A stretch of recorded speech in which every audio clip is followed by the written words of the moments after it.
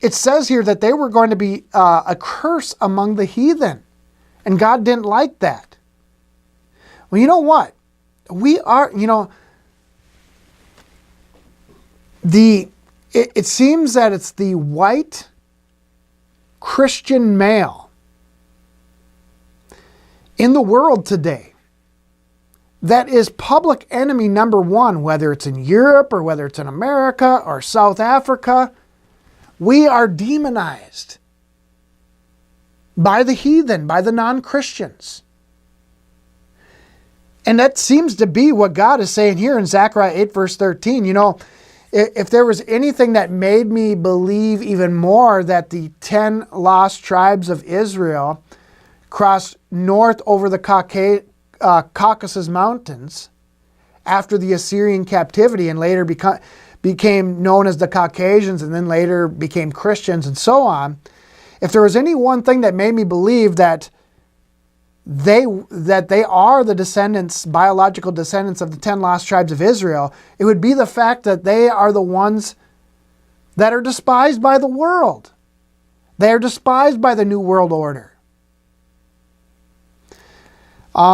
No other people. Other Christians are definitely despised of and some of them are suffering great hardships. We're not taking away from that in China or the Middle East and so on. The most important thing is that Christians are treated bad among the heathen. But there does seem to be a fascination with destroying white people in America as namely the white Christian man.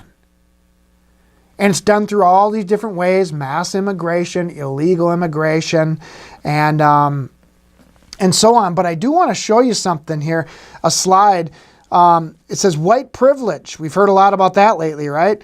The left's latest lie to silence white Christian males. And that is the truth. White privilege is designed to make us feel guilty, to say, just open up our borders to anybody and everybody. We are such evil people. And that we should just live with a guilt complex our entire life because of, whether it was because of slavery or Jim Crow laws or whatever. They want us to forever live in guilt and in shame. Michelle Obama here lately says, people don't trust politics because GOP is all white, is all men, all white. And it's not all men and all white. Yeah, there are a lot of white men, but so what? Is there a crime in that? So should I be able to go over to Africa and say, I don't really like what's going on over here, it's all black? No. Who are the racists here? Well, it's people like Michelle Obama, Barack Obama, and the radical leftists. So I'm just showing that there's a peculiar hatred towards white people. Is it because we are the 10 lost tribes of Israel? Well, interesting. I posted something on Facebook here just several hours ago. A question here: are black NFL players then enjoying white privilege since they're making millions of dollars playing in a league that was founded by white men? How about the radical leftists and feminists? Are they also enjoying white privilege since they have the right to exercise freedom of speech put in the Constitution by white Christian men? Would they be able to enjoy these blessings anywhere else? Think about that. The radical leftists have the freedom to say what they want to say against us because of us. Now, isn't that kind of a strange thing? And these football players making millions of dollars because they're blessed to live in a country that gives them the opportunity to pursue their dreams. And both of these forces, the leftists and these NFL players, hate our country. Why?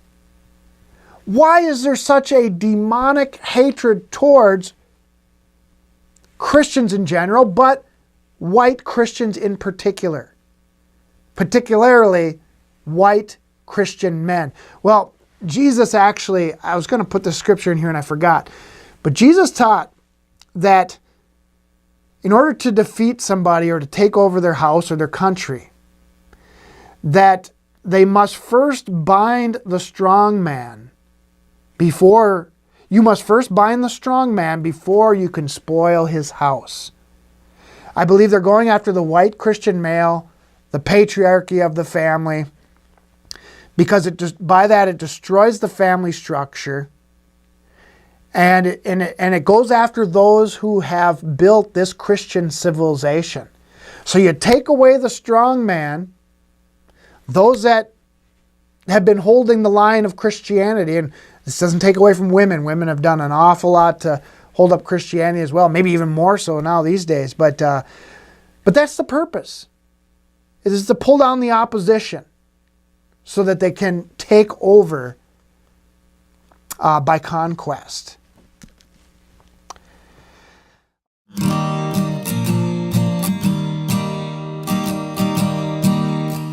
Mine eyes have seen the glory of the coming of the Lord. He is trampling out the vintage where the grapes of wrath are stored. He has loosed the fateful lightning of his terrible sword. His truth is marching